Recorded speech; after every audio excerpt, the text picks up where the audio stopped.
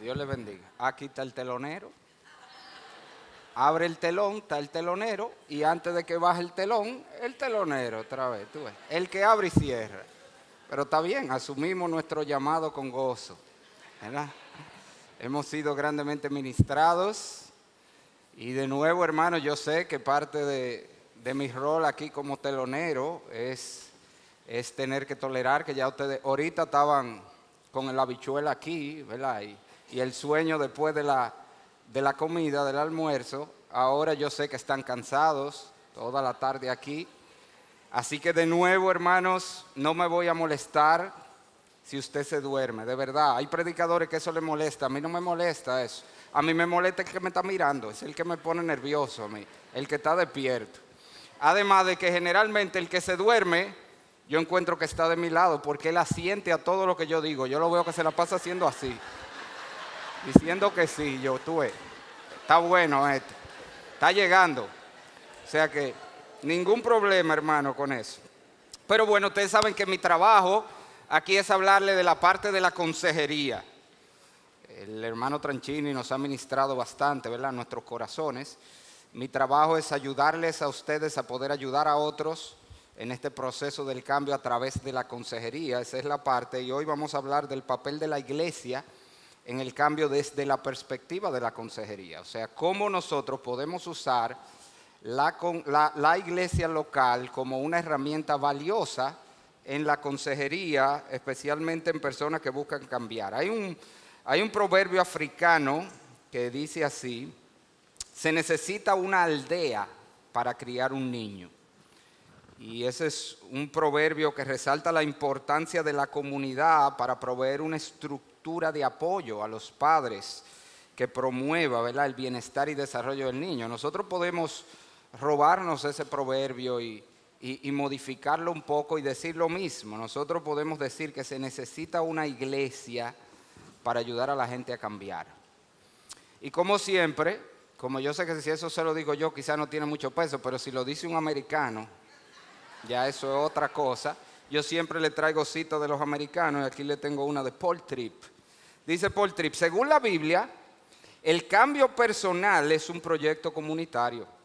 De hecho, es en el proceso de cambio que realmente empezamos a ver nuestra necesidad mutua. Mi necesidad de los demás no es porque yo sea un lisiado moral o intelectual en un mundo de gente sana. Más bien, Dios nos creó para ser dependientes unos de otros, para vivir la vida con rectitud, de la misma forma que Él nos creó para ser dependientes de su revelación, para interpretar la vida con precisión. Y aquí le tengo otra cita. Esta es para mí una de las mejores definiciones de consejería, señores, de las mejores. Y mire, qué bien, es por un dominicano, Miguel Núñez, para que usted vea. Pero usted sabe qué pasó, es que es un dominicano que vivió mucho en Estados Unidos. Se le pegó la unción del americano, ¿te entiende?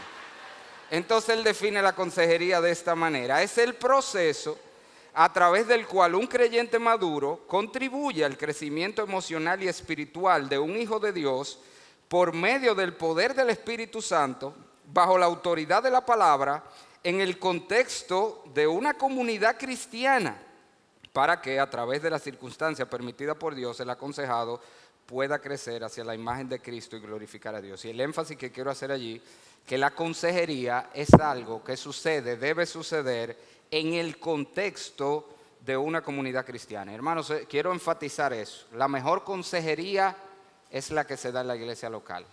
Nosotros damos mucha consejería de personas que no son de nuestra iglesia, penosamente, porque las iglesias no ofrecen consejería muchas veces. Pero cuando alguien se comunica con nosotros para pedirnos consejería, lo primero que yo le pregunto: ¿ya tú fuiste a donde tus pastores? ¿Ya tú buscaste ayuda en tu iglesia? Porque siempre, y eso es lo que le voy a probar en esta tarde, el mejor contexto, el contexto ideal, el que provee las herramientas apropiadas para la consejería es la iglesia local. Es que la gente reciba consejería en su propia iglesia. Y eso no es algo que nosotros lo creemos porque lo dice Paul Tripp o porque lo dice Miguel Núñez, sino porque la Biblia nos deja ver eso. En el pasaje, si usted va conmigo a Efesios capítulo 4, No voy a leer todo el texto, pero ese es el texto que ustedes tenían como base para esta conferencia. Efesios 4, 1 al 16. Yo no puedo detenerme en los detalles, pero eso es un pasaje que definitivamente está hablando de crecimiento, de cambio en la vida cristiana. Y el mensaje claro de este pasaje de Efesios 4, 1 al 16 es que es a través de la interacción recíproca de los miembros de la iglesia que los creyentes somos transformados y cambiados a la imagen de Cristo. Fíjese que él dice que esa es la interacción de la iglesia, en el versículo 12, que somos edificados, es de la interacción de la iglesia que maduramos, en el versículo 13, es de la interacción de la iglesia que nosotros crecemos a la medida de la estatura de la plenitud de Cristo, y es en la interacción de la iglesia que nosotros crecemos en aquel que es la cabeza. Esto es Cristo, en el versículo número 15. O sea que la palabra de Dios nos está dejando ver que la manera como nosotros vamos a crecer es a través, y póngale allí cambiar, es a través de la interacción con otro creyente en el contexto de la iglesia local. De hecho, es muy interesante el contexto en que está esto, porque si usted conoce la epístola a los Efesios, es tal vez la epístola más balanceada de toda la Biblia. Efesios tiene 6 capítulos, los primeros 3 hablan de la identidad cristiana. Allí es que están los indicativos del Evangelio, lo que somos, lo que hemos recibido en Cristo. Y a partir del capítulo 4, él va a comenzar a decirnos cómo debemos vivir a la luz de lo que somos en Cristo. Es decir, allí está el deber cristiano. ¿Cómo debemos vivir? Como es digno, dice él en el capítulo 4, versículo 1, de la vocación con que fuimos llamados. Eso es lo que él va a describir. El andar cristiano que se desprende de lo que somos en Jesucristo. Pero lo interesante es que de todas las cosas que él pudiera haber elegido para comenzar a describir el andar cristiano. Y fíjese que si usted conoce esa carta, Pablo va a hablar en los últimos 3 capítulos de matrimonio, de padre e hijos, de relaciones laborales, de nuestra relación con el mundo, de nuestra relación con la pureza. De todo, él va a hablar de todas las áreas cristianas. Pero él comienza por la iglesia, nuestra relación con la iglesia.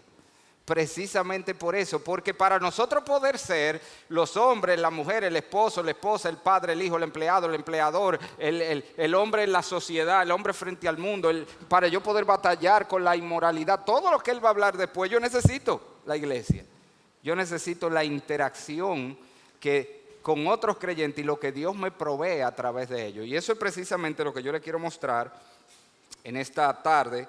Quiero llevarlo a través de una serie de cosas que la iglesia provee y que solo la iglesia provee de esa manera, que nos pueden asistir en la consejería. Es decir, estas son las cosas que como consejero yo debo aprovechar en mi iglesia local para ayudar a mis aconsejados al cambio. Y si usted mira conmigo, lo primero que quiero que vea, usted lo tiene en sus notas, es que la iglesia promueve el cambio al proveer instrucción bíblica sólida. Obviamente el cambio viene por la renovación del entendimiento, dice la palabra. La misma Biblia dice que la palabra es que nos cambia. ¿Con qué limpiará el joven su camino? Con guardar tu palabra, ¿verdad?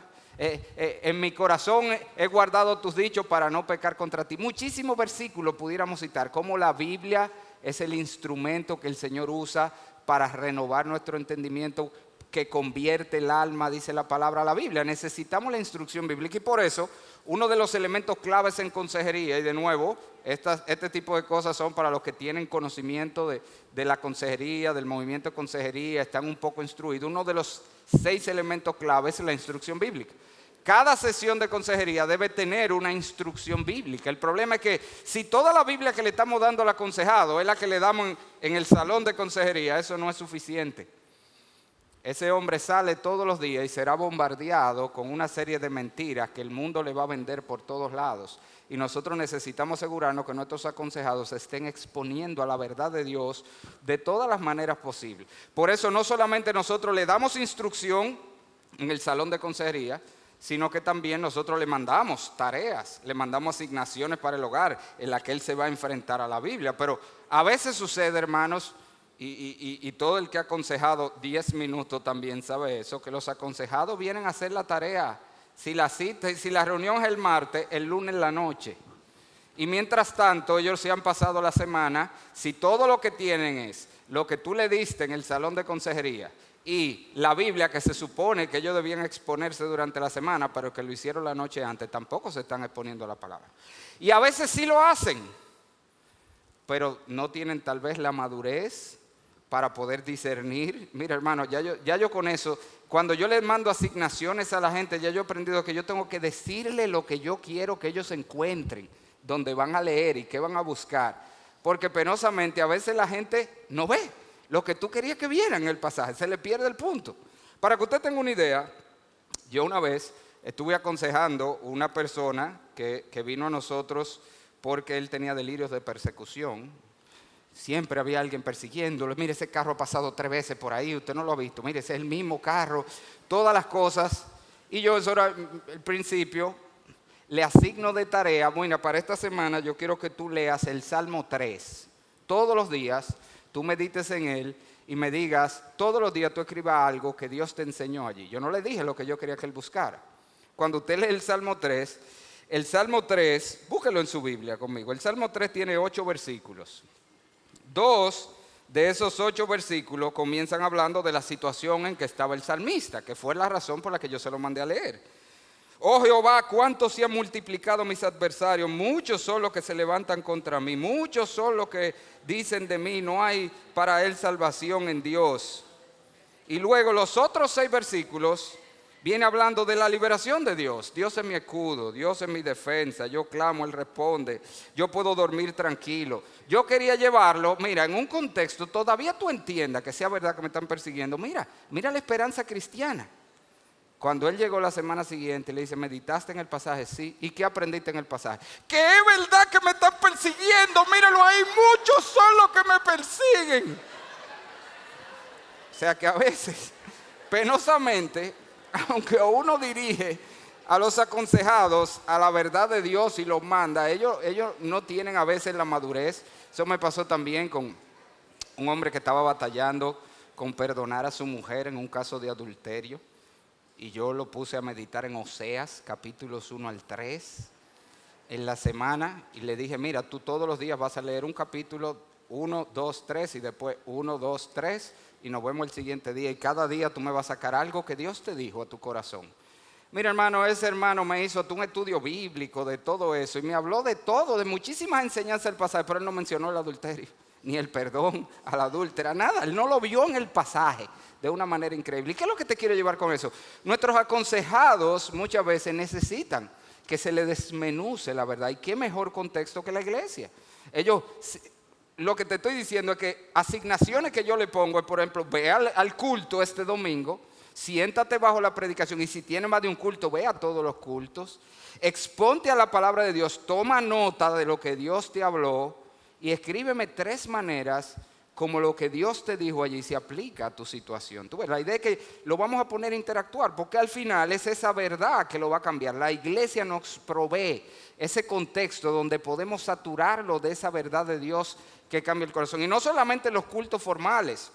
Si somos una iglesia bíblica o si es una iglesia bíblica que, como dice Colosenses 3:16, ese pasaje, la palabra de Cristo mora en abundancia en vosotros, enseñándoos y exhortándoos unos a otros en toda sabiduría, pues es una iglesia donde la palabra de Dios se va a hablar en todo. Se va a hablar en los grupos pequeños, se va a hablar en los cultos formales, se va a hablar en los pasillos, se va a hablar en los chats de la iglesia. Y la idea es esa. La iglesia provee ese contexto donde podemos saturar a nuestros aconsejados de palabra que trabajen su corazón y que, como dice nuestro texto que mencionamos al principio de Efesios 4, es siguiendo la verdad en amor, que nosotros vamos a crecer. Así que eso es lo primero que la iglesia provee esa instrucción sólida. Pero en segundo lugar, usted tiene en su nota, la iglesia promueve el cambio al proveer adoración cristocéntrica.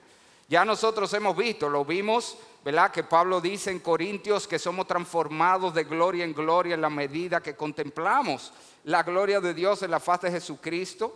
Ya nos habló el pastor Tranchini de que nosotros tenemos que conocer ese Cristo de gloria, experimentar ese amor de Cristo, conocer ese amor de Cristo. Bueno, nosotros a través de la iglesia también tenemos esa oportunidad de que la gente pueda ver la gloria del Señor. La iglesia promueve la adoración de muchas maneras, promueve que el aconsejado pueda ver la gloria de Dios en la predicación, ¿verdad? Cuando se predica la palabra desde un enfoque cristocéntrico, le va a mostrar la gloria del Salvador, ese Salvador que murió, ese Salvador que nos ama. Señores, ¿cuántos de nosotros no fuimos conmovidos en estos momentos por ese amor de Cristo, con lo que nos hablaba el hermano? Nos llevó a ver a ese Cristo glorioso, perdonador, amante. Entonces, eso hace la predicación en la iglesia, pero también contemplamos la gloria de Dios en las alabanzas que elevan nuestros corazones, si también son alabanzas centradas en Cristo. Contemplamos la gloria de Dios en las ordenanzas.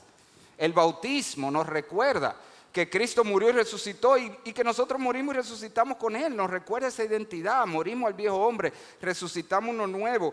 La cena del Señor nos recuerda las glorias del Evangelio. Ese Salvador que fue molido por nuestras transgresiones, que derramó su sangre como sello del nuevo pacto de gracia. Y esto siempre me recuerda al doctor Robert Jones. Robert Jones, uno de los pilares de la consejería hoy también. Él decía que él una vez trabajaba con una aconsejada que batallaba con la culpa porque ella había tenido un aborto en su juventud y ella no podía perdonarse eso. Y él decía, por más que yo trataba de hacerle ver la riqueza del Evangelio, el perdón que hay en Cristo, la gracia que hay en Cristo, dice que él pensó, si yo tuviera una pastilla que yo pudiera darle, que ella se tomara y pudiera de una manera palpable saber, Cristo ya pagó, Cristo te perdonó, Cristo. Y después se le ocurrió, venga, pero los cristianos tenemos esa pastilla. ¿Cuál es esa pastilla? La Santa Cena, hermanos. Le dijo, esto es, con eso. Y él la mandó, mira, cuando tú ve a tu iglesia esta semana y cuando estén tomando la cena del Señor, recuerda, toma esos elementos y recuerda el cuerpo de Cristo que fue partido, la sangre de Cristo. Son maneras a través de las ordenanzas como contemplamos la gloria del Señor y por supuesto contemplamos la gloria del Señor en el testimonio que vemos de los hermanos en la iglesia, tanto los testimonios que se hacen en las reuniones formales como en las reuniones informales de la iglesia. En tercer lugar, la iglesia promueve el cambio al proveer modelos de fidelidad y de transformación cristiana. O sea, la iglesia nos presenta modelos que pueden animar, que pueden estimular a nuestros aconsejados. Ahí le pongo algunos versículos, ¿verdad? Como la Biblia habla de el que anda con sabios, sabio será, pero también nos habla como Pablo dice, sed imitadores de mí, así como yo soy un imitador de Cristo. Y de nuevo, hermanos, sed imitadores de mí, lo que así se conduce. O sea, nosotros todos necesitamos modelos a quienes mirar, modelos palpables que nos muestren a Cristo en sus vidas para nosotros poder. Y mañana eso es lo que vamos a hablar de esos cambios que nos sirven de modelo y tenemos en la Biblia. Claro que sí, hermano. Tenemos, por ejemplo, Hebreos 11. ¿Usted ha visto que la Biblia dice que tenemos una gran nube de testigos y nos presenta Hebreos 11? Yo tenía problemas con Hebreos 11 cuando yo me convertí. Porque yo entendía que lo que ahí estaba diciendo es que era una gran nube de testigos que me está mirando. Y yo decía, ay mi madre, pero ya de por sí yo tengo mucha presión para yo saber que Daniel está mirándome ahí y que Moisés está mirándome también. Hasta que yo entendí, no es ese tipo de testigo que está mirando. Es alguien que testifica, eso es lo que está diciendo. Ellos son testigos en que nos dicen, hermanos, se puede en Cristo, por el poder de la cruz, por los recursos que tenemos en Cristo, podemos vivir vida pura. Eso es lo que ellos testifican. Daniel nos dice, tú puedes estar en el ambiente más corrompido y permanecer puro. Eso es lo que testifica él, te lo está diciendo, te lo demostró. Moisés te muestra que tú puedes renunciar a la gloria de este mundo así, y sufrir los vituperios de Cristo. Él te muestra que eso se puede. Y así todos esos testigos están allí para mostrarnos que en el poder de Cristo, por su obra, por el poder de su Espíritu, nosotros también podemos, hermano. Pero tú sabes qué, es muy bonito leerlo ahí. Pero qué tremendo cuando tú le puedes decir, hermano, mira, ese otro hermano, él pasó por lo mismo que tú. Y mira cómo está en victoria. Este otro hermano batallaba con ese mismo pecado que tú. Y míralo ahí cómo está en victoria. Y eso es algo que nosotros hacemos en consejería mucho. Ponemos a hermano en contacto con otros hermanos. Hermanos que han batallado muchas veces con los mismos pecados que ellos. Hermanos que han pasado por la misma prueba que ellos han pasado. Y ya son hermanos que nosotros hemos hablado con ellos. Hermano, mira, tengo este caso. quisiera que tu testimonio le anime. Tú puedes sentarte con este hermano y tomarte un café y contarle que tú pasaste por ahí. Tú pasaste por un divorcio terrible también. Y que tú le puedas dar el testimonio de cómo tú viste la mano de Dios en ese proceso y a través de eso, y cómo Dios lo ha usado de una manera asombrosa para el bien de tu alma.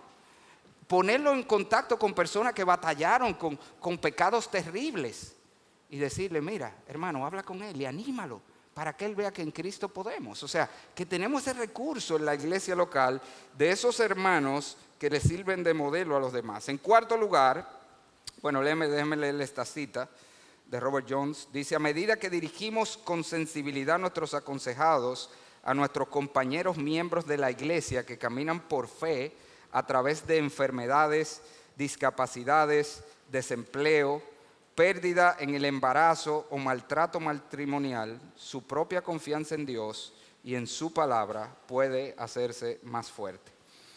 En cuarto lugar, cómo la iglesia promueve el cambio y nos ayuda en la consejería al promover asistencia oportuna. La Biblia nos llama, según tengamos oportunidad, hagamos bien a todos y mayormente a los de la familia de la fe. Tito capítulo 13, en esta cosa quiero que insista con firmeza para que los que creen en Dios procuren ocuparse de buenas obras. La iglesia debe estar movida a las buenas obras, especialmente hacia los creyentes. Y en ese sentido, la iglesia puede proveer una asistencia en muchas áreas. Aquí yo le pongo algunas maneras prácticas, como los hermanos pueden ayudar en el proceso de consejería, sea directa o indirectamente. Pueden ayudar a los aconsejados mientras atraviesan este proceso de consejería. Manera sencilla como esta, aquí tiene la lista, cuidando niños para que ellos puedan ir a la consejería o a la consulta médica. Algo tan sencillo como, mira, no tengo con quién dejar el niño, no te preocupes, hermano, mira, alguien de la iglesia va a ir a cuidarlo y un hermano va y se ofrece. Ayuda económica para resolver problemas o costear recursos usados en consejería. Y eso es tremendo. La verdad que hay hermanos que Dios le ha dado, le dan abundancia porque son generosos y nosotros a veces abusamos de esa confianza, porque yo tengo hermanos que yo le digo, ay hermano, mira, tengo un hermano en esta necesidad, ¿tú pudieras ayudarle? Son hermanos generosos y ellos sacan de lo suyo para ayudar a un aconsejado que tiene un problema en un momento dado, que requiere dinero y no tiene cómo resolverlo, o que no tiene recursos y va y mire, páguele el libro que necesita, cómprele lo que sea que necesite, puede proveer eso, asesoramiento en diversas áreas, eso también lo hacemos. Gente que tiene problemas en la finanza, tenemos buenos contables, hermanos que son muy buenos en organizar la finanza, en ayudarlo a salir de las deudas, los reunimos con esos hermanos. Asesoramiento legal, asesoramiento vocacional, transporte, algo tan sencillo como llevarlo de un sitio a otro, alojamiento a corto plazo. Puede ser que en un contexto de maltrato o abuso una mujer tenga que salir de su casa. Bueno, la iglesia puede proveer ese alojamiento, en lo que esto se resuelve, ¿qué va a pasar? Y la nota que le puse ahí se rieron, ¿verdad? Para eso fue que se la puse, Yo dije, ya a este punto van a estar casi durmiéndose, déjame. Pero sí también, yo se lo digo así a los hermanos, cuando tu mujer te bote por perro, yo tengo una habitación en mi casa que te puedo prestar. Mientras tanto, lo que resolvemos es, pero también cosas como consejo para cuidado de bebés. ¿Cuántas veces mamás que se están haciendo bolas con la crianza de sus hijos, la ponemos en contacto con una mayor que ya pasó por ahí, que la puede instruir? Asistencia para necesidades especiales, cosas tan sencillas como, todavía hay gente que no sabe leer en medio nuestro, y alguien que lea con ellos la Biblia o lea un libro o los ayude en cualquier necesidad que tenga, hermano. Y esto es sumamente importante, porque al hacer eso y al usar esos recursos, nosotros no solamente estamos proveyendo ayuda que el aconsejado necesita para pasar por este proceso de consejería, sino que es una manera práctica como ellos experimentan el amor de Cristo. El pastor Tranchini hablaba ahorita de que una cosa es conocer del amor de Cristo, otra cosa es experimentarlo. Pero déjame decirte, la principal manera como nosotros vamos a experimentar el amor de Cristo es a través de los hermanos. Eso es lo que dice Juan en 1 Juan 4, a Dios nadie le vio jamás. Si nos amamos unos a otros, Dios permanece en nosotros. Y ese es el punto. ¿Cómo yo voy a experimentar ese amor de Cristo? Sí, claro, cuando yo conozco esa verdad gloriosa de lo que Cristo hizo, Pero cuando un hermano ve que otro se sacrifica por él, que otro, yo siempre le he dicho a mi iglesia, usted sabe lo que es amor de una manera práctica y sencilla. Amor es complicarte tú la vida para descomplicársela a otro. Eso es amor, hermano. Amor es eso es lo que es amor. Yo me complico la vida para descomplicártela. Eso no fue lo que hizo Cristo. Él estaba bien allá en los cielos, no necesitaba nada. Y se la complicó ¿hasta qué punto?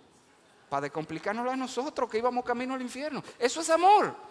Y cuando este hermano ve que este hermano se complica en la vida para ayudarme a mí, este hermano experimenta el amor del Señor y eso lo mueve al cambio. Eso lo mueve al cambio. Pero la iglesia también promueve el cambio al promover oración. Obviamente no puede haber cambio sin oración, porque como ya dijimos, ¿quién es que cambia? Es el Espíritu Santo que nos cambia. Entonces nosotros vamos a orar a Dios que a través de su Espíritu nos cambie. Y aquí le pongo algunas de las oraciones del apóstol Pablo en esta misma carta a los Efesios.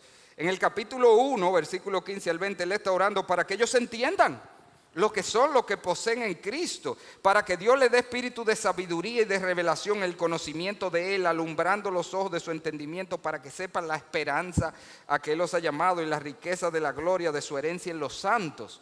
Es una oración por iluminación, que ellos puedan ver. ¿Se acuerda que vimos que para que yo pueda cambiar, yo tengo que saber, que conocer, que entender quién soy, lo que he recibido en Cristo, lo que tengo disponible en Cristo? Bueno, nosotros necesitamos la obra del Espíritu hasta para eso, hasta para poder ver eso.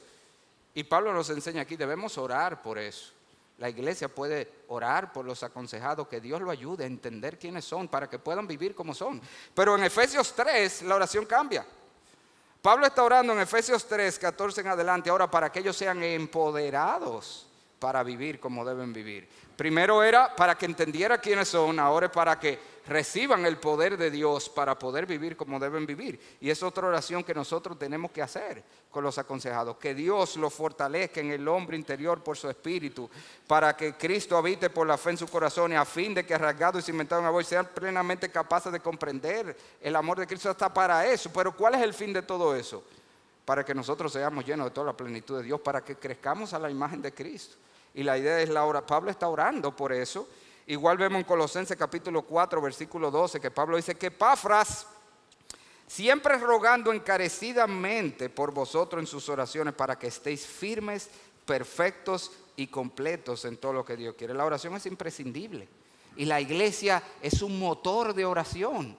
Y nosotros siempre le decimos a los aconsejados, recuerda que esto es la parte práctica, te estoy diciendo, yo le digo a todos, todo el que yo aconsejo tiene que tener un compañero de oración que lo ayude a orar por su problema. Eso no quiere decir que tiene que darle los detalles de lo que está pasando. Puede ser, porque tenemos que abrirnos, como decía el pastor Tranchini, vamos a ver también nosotros más adelante, todos necesitamos a alguien a quien abrirle nuestro corazón y decirle con lo que estamos batallando, para que sepa cómo orar por nosotros o darnos seguimiento, como vamos a ver. Pero la idea es que aun si tú no puedes darle los detalles, tener un hermano de oración, un compañero de oración que ore por ti, que ore por tu problema. Si no puedes decirle otra cosa, le mira, hermano, estoy en una batalla, estoy recibiendo consejería, quisiera que tú ores por mí, que tú ores por mí, que toda la semana esa persona se mantenga orando, pero se junten y oren por esa batalla, por esa lucha que tiene en su vida. Necesitamos oración. En sexto lugar, la iglesia promueve el cambio al promover la presencia de hermanos. Y eso es increíble.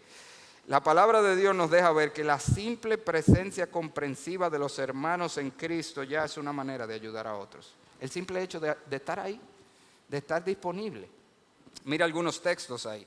En Romanos 12:15, gozaos con los que se gozan y llorad con los que lloran. Está ahí cuando hay celebración, está ahí cuando hay tristeza. 2 Corintios 7:6, pero Dios, que consuela a los humildes, nos consoló ¿con qué? Con que vino Tito y estaba aquí conmigo. Procura venir pronto a verme, le dice Pablo a Timoteo. Proverbio 27:17, hierro con hierro se aguza, así el hombre aguza el rostro de su amigo. La sola presencia ya es una gran ayuda. Hermano, usted está consciente que los amigos de Job fueron excelentes consejeros hasta que hablaron. Excelentes consejeros. Se sentaron al lado de él, simplemente diciéndole, Job, estamos aquí, hermano, estamos aquí. Estamos aquí para ti. Estamos aquí para apoyarte. Estamos aquí, mira. Excelente consejero una semana y después se le ocurrió abrir la boca. Y la dañaron completamente. Pero la sola presencia, hermanos, es tremendo. Mire aquí, otra cita.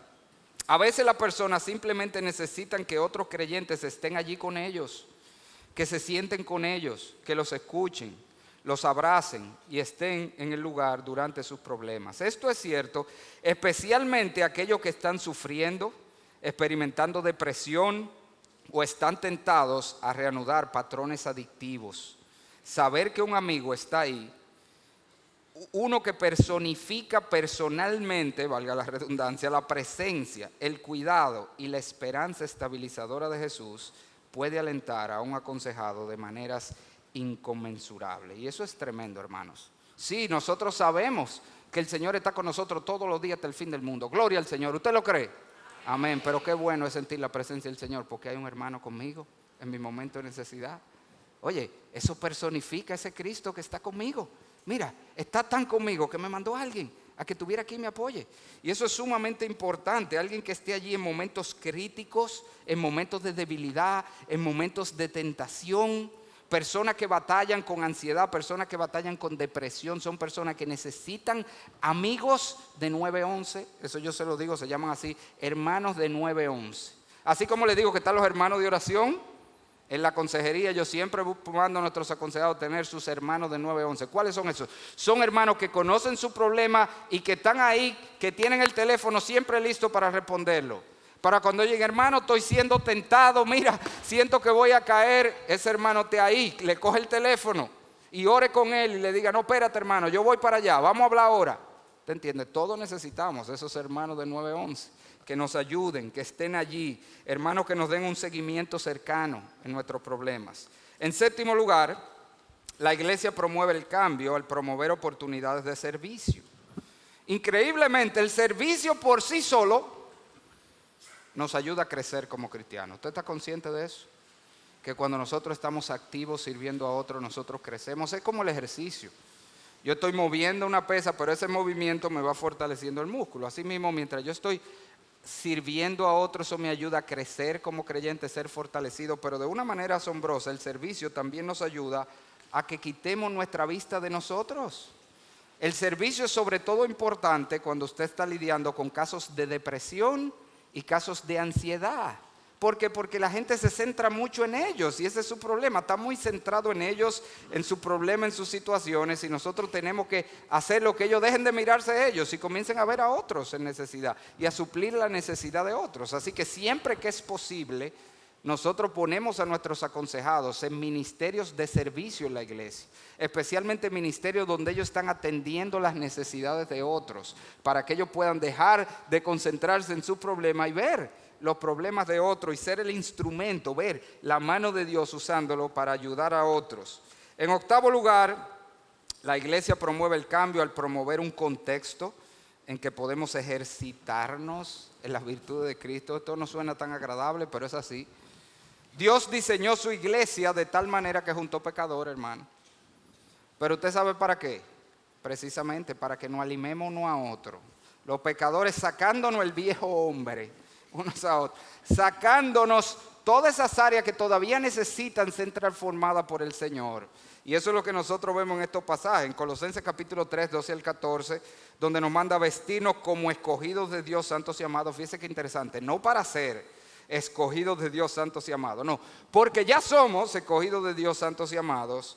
Debemos de vestirnos de entrañable misericordia, benignidad, humildad, mansedumbre, paciencia.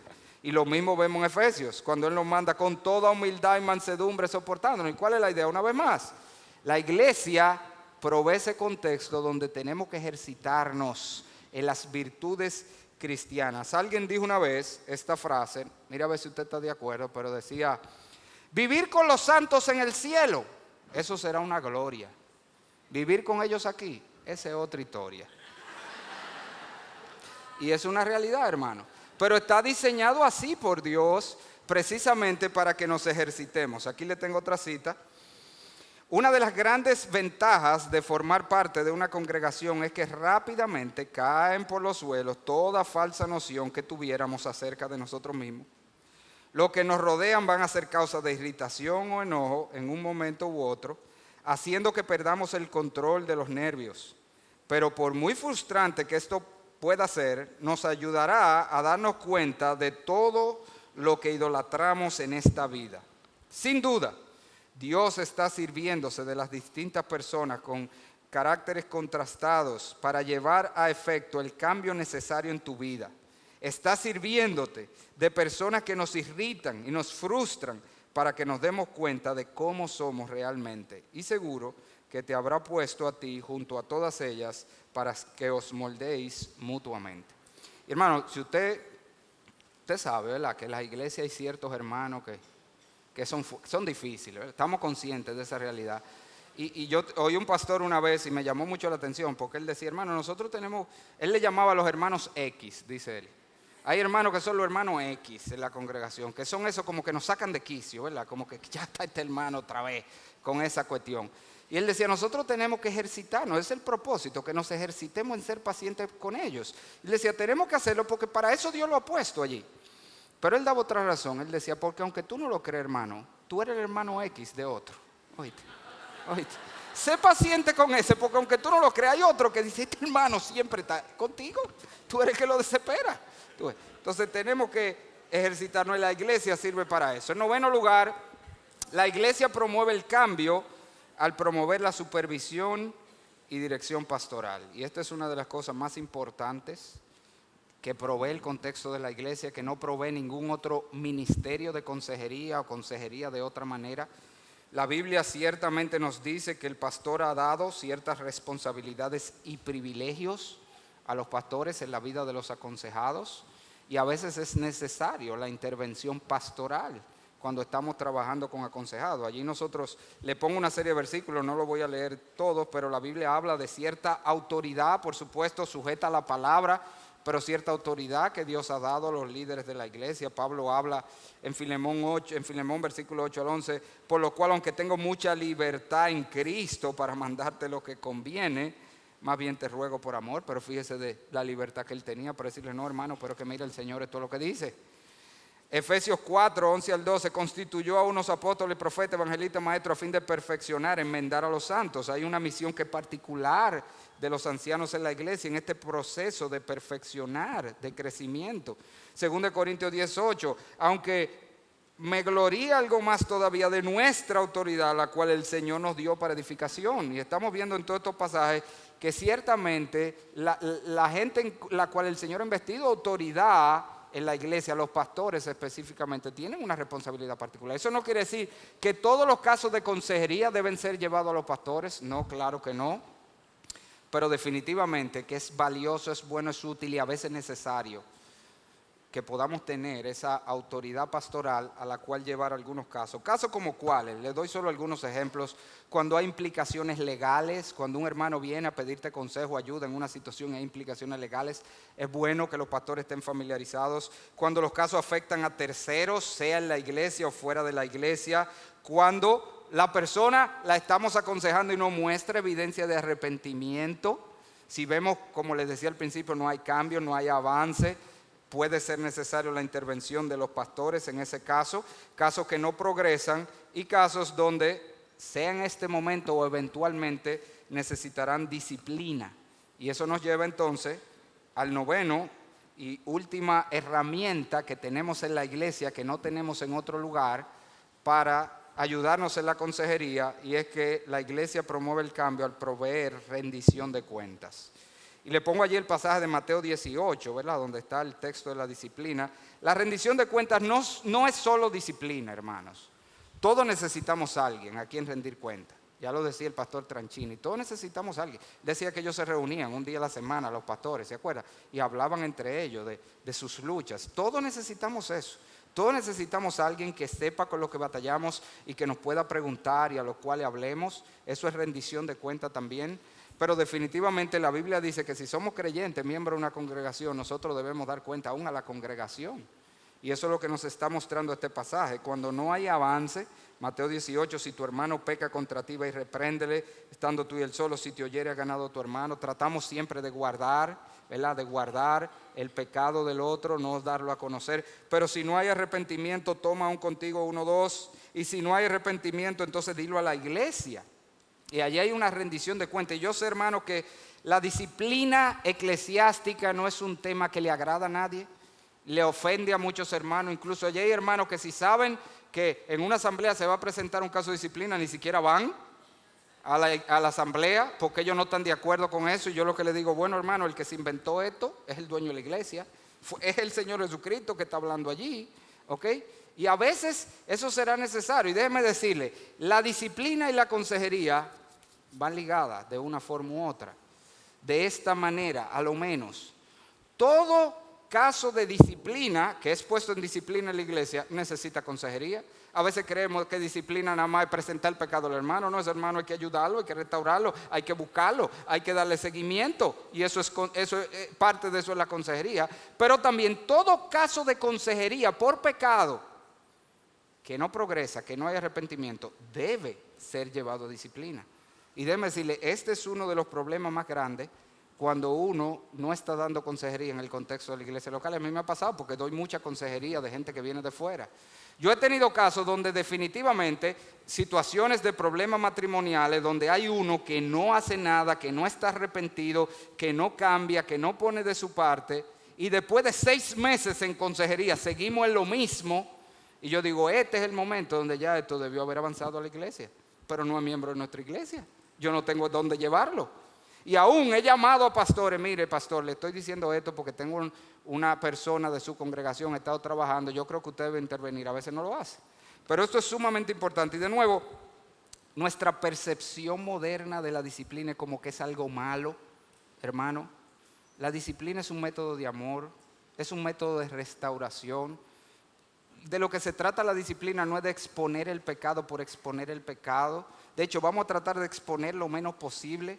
Pero es de, vamos hermano, a abocarnos todo, a rescatar a este hermano, a buscar a este hermano, a hacer lo que tengamos que hacer para que el hermano vuelva al redil. De hecho, eso es lo que mucha gente no entiende. Fíjese, Mateo 18, usted lo tiene ahí, ¿verdad? Lo tiene en su manual. Mire el pasaje. Fíjese que Mateo 18, 15, donde está hablando de disciplina, comienza con un por tanto. Esta es la aplicación práctica de algo que el Señor acaba de decir. ¿Y de qué acaba de hablar el Señor? Si usted mira Mateo 18, 11 al 14, el Señor habló de la oveja perdida, ¿fue? Mire la secuencia.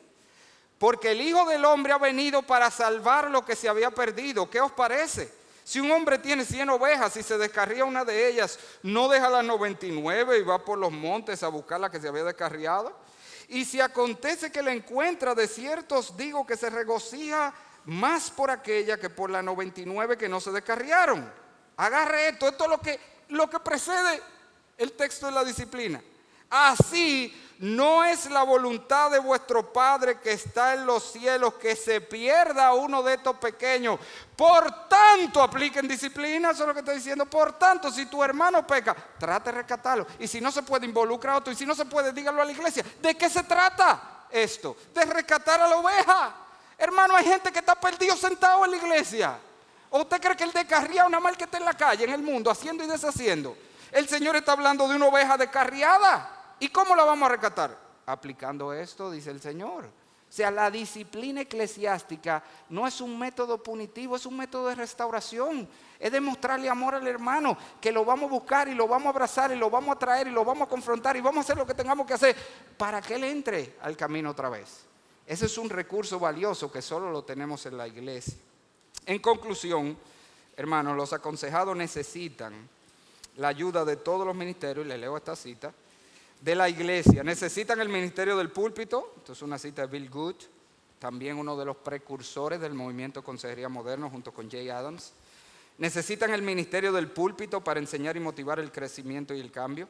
El amor de la membresía colectiva para ayudar y alentar la comunión del cuerpo de la iglesia para la interacción y las relaciones, la autoridad del cuerpo para la disciplina de la iglesia, el ejemplo de líderes que están creciendo y cambiando. Sobre todo, los aconsejados necesitan la decisión de una iglesia comprometida a seguir los principios bíblicos en áreas prácticas como la comunicación, la finanza y el manejo de los problemas. Así que, hermanos, se necesita una iglesia para que la gente cambie. No aconsejemos solos, esa es mi parte. Tranchini le va a seguir hablando a los demás. Mi parte es la consejería, no aconsejemos solos. Aconsejemos usando la iglesia. Ese es el contexto de Dios para el cambio. Vamos a orar. Padre, gracias nuevamente por este tiempo, por las cosas que tú nos has enseñado en toda esta tarde. Hemos sido ciertamente bendecidos con tu palabra. Santifícala en nuestros corazones y capacítanos ahora para nosotros, como te decíamos, ser obreros que usa bien tu palabra para ayudar a otros y ser ayudados por otros. Obra en cada corazón, te lo pedimos en el nombre de Jesús. Amén. Dios le bendiga.